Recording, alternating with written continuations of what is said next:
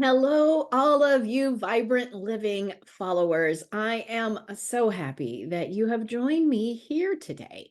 This is my monthly live broadcast where I highlight amazing people and share their stories with you. So today I am excited to bring Sarah Derooy to you. Hey, Hey, Sarah, welcome. thank you. Oh, I am so happy you're here. I have been looking forward to talking with you and sharing who you are. As you know, I think you're amazing. So let's Thank you. recap how things were when we met. Oh, I don't know if you remember, we actually met a long time Yes. ago, back in the real estate world. But more recently, when we reconnected, let's just say, I was sick. I was just diagnosed recently with cancer. Thankfully, it was a very early stages of breast cancer, and but I was scared.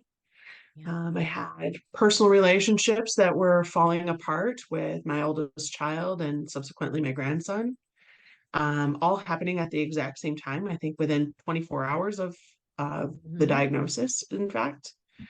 I had surgery, I had financial insecurity, I had all of that leading into the wild unknown. And let's just say it was a hot mess when we first met. Yeah. A lot of emotions, a lot of change, a lot of turmoil going on. Yeah. And you began to work, we began to work together to walk through those different things in life. And so, how have things been now? How would you contrast it? Well, for one, I am cancer free, so that's a good thing. And just on a close monitoring from going forward, so that's amazing. I think we're worked really hard on building bridges instead Mhm. of tearing them down. Really starting to re-solidify those relationships, particularly with my own children, my oldest one in particular. We're now not quite as good as we were before, but almost there. Mhm. Very active in my grandson's life, and which is super important to me. Mhm. And I think that they're seeing that I am not the person they thought I was. And I also think that I grew through it. Um, on the financial insecurity side, it was a matter of getting some rein in on one personal bad habits that we had, Mhm. identifying what those were, and then really kind of allowing us to open that book and saying, let go, let God. Yeah. And it has been an incredible journey so far. Yeah. You went from a non-homeowner to a homeowner I as did. well. And it was, I remember you saying it's impossible, it will be impossible. And here It you was. are. It really felt like it. Yeah. And here you are. And I love the miracles that can occur when we begin to shift our beliefs and Yes. shift what we expect to happen, um as well. And we begin to shift. I think everything starts from the inside out. And we spend so Yes. much time trying to change our circumstances that you were brave. And you use the word hard a lot, and It was hard. dealing with dealing with those inner beliefs that were so persistent that they wanted to stay. And so watching you grow and shine, and your financial situation is changing and rapidly in all of those kind of Right. things. So watching you do that, and so for those of you who don't know, Sarah, what do you do for a living? I'm a real estate agent in Grand Rapids, Michigan. Oh, and I love the smile on your face when you said that. Being able to have someone who is, not that other agents aren't, but I'm highlighting you, trustworthy and putting your clients first and going the extra mile and all of those kind of things. And that's the woman that you are. And so I wanted to highlight for those of you who may not be aware, in my past profession, I was also a realtor, which is where she and I had met, Sarah and I had met previously. So there have been some big changes that I have been hearing rippling through the world in the real Yeah. estate world. So what's happened? Well, Donna, honestly, I could go on and on about this subject, so I'm going to try and keep it very concise.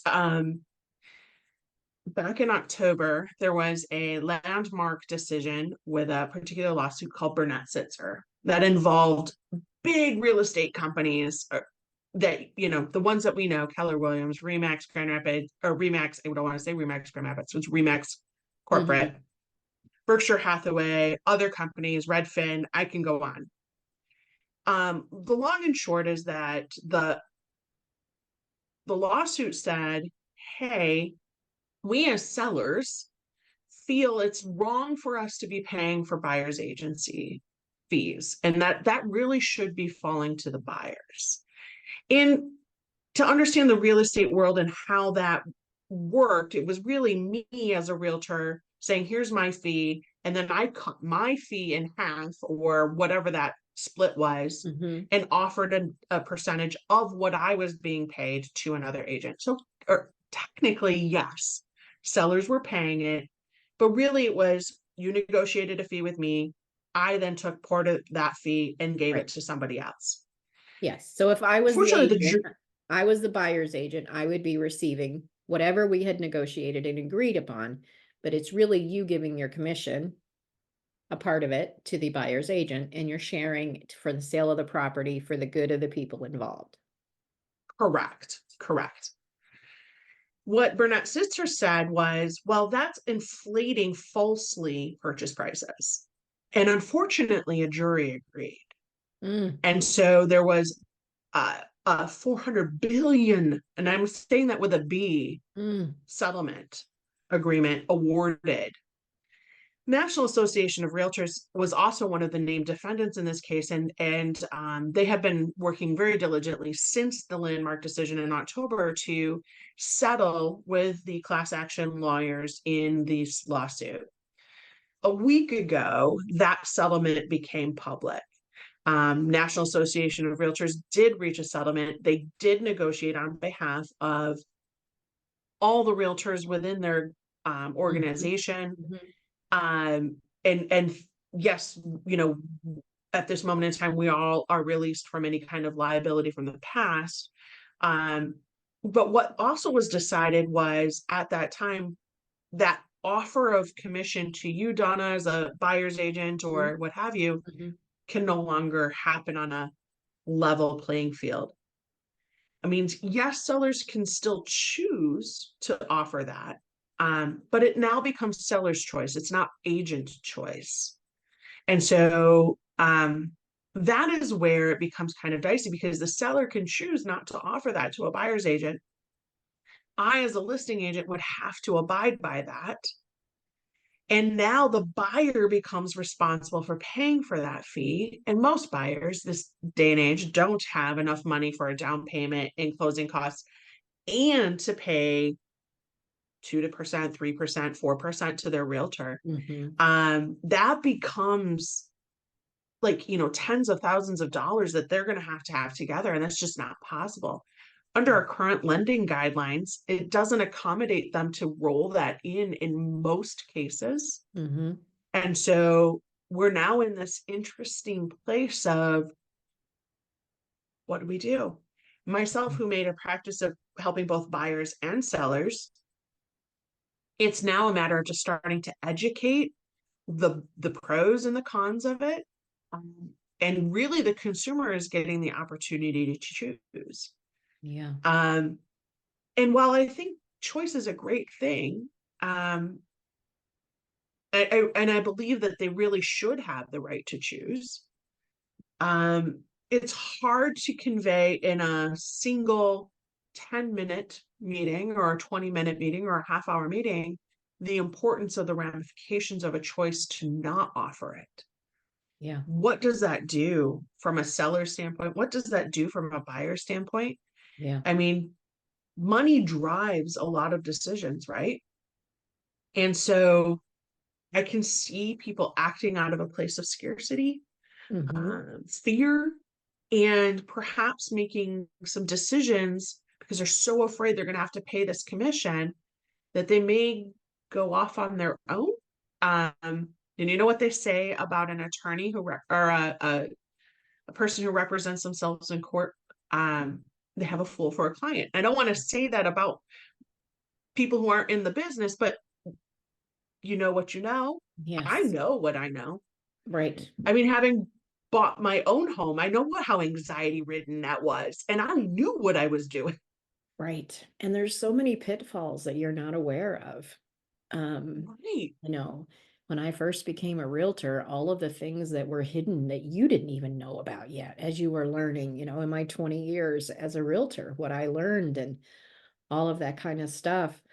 There is there is a lot more to this discussion than we can have today, but I want people, if they have questions, someone that I would recommend them talking to and discussing if they're buying or selling and you want some answers. Sarah would be a great one to reach out to. If you don't have one, if you don't have a realtor, and have her and get her perspective, because she really is going to look out for your good. I do have one thought-provoking question. So Sure. if, because this is causing a lot of shakeup for realtors as well as the Mhm. consumers. There's just this tidal wave that's occurred, and people are trying to catch their breath and figure out what this is going to look like. But how would you have handled that when we first started working together compared to how you are handling these kind of news today? Ooh, that's a good question. I will have to say, I honestly, I probably would have been considering getting out of the business. Mm, Because I wouldn't have been able to see a path forward. You know, we did make a commitment to buy a house, and we did make a commitment to um a couple of other things in giving, and that would have just been too scary, and I probably would have been finding another avenue to sustain us, quite frankly. mhm, mhm. Um, as I'm approaching it today, I chose to approach it with curiosity. I am choosing to refrain judgment. I do see why realtors have a lot of fear right now. Mhm. Our income is truly at stake, and I understand that. And the consumers are feeling like they have no choice but to be left on their own. And that scares me for Yep. them. However, I do see that this is also going to present some extremely good opportunities. I think it's going to present some great opportunities for real estate agents, realtors like myself, to come in and say, now we get to educate you even more. How you can have an actual partner walk with you, not do it for you, walk with you. Because guess what? You just got more power to make really good informed decisions. But the important part or the key word there is informed. Mhm. And that's what I do. I am there to be, I always kind of talk with my clients. I call them, I'm your real estate BFF. And I am going to be here to be your best friend through all of it. And you treat me as such. If you have to text me at 7 o'clock at night because you are scared, do it. And now that's what I do and bring to the table. And I think this situation brings us opportunities to do that better and Mhm. higher at a higher level. Yeah. Wonderful. It is amazing because us, I have remembering conversations of us Oh early no, on and hearing you take this news with such hope. And the other thing is you're bringing hope to other realtors and you're shedding some light everywhere you go. You are an inspiration to help others.